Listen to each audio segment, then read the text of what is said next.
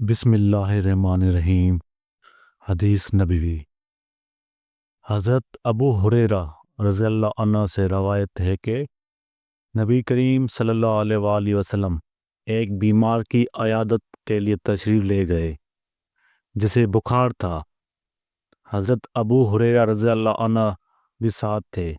رسول اللہ صلی اللہ علیہ وآلہ وسلم نے مریض سے فرمایا، خوش ہو جاؤ، اللہ تعالیٰ فرماتا ہے بخار میری آگ ہے جسے میں دنیا میں اپنے مومن بندے پر مسلط کرتا ہوں تاکہ آخرت میں جہنم کے عذاب کے عوض اس کا حصہ اس بخار کو قرار دیا جائے۔ سبحان اللہ۔ حدیث نبوی۔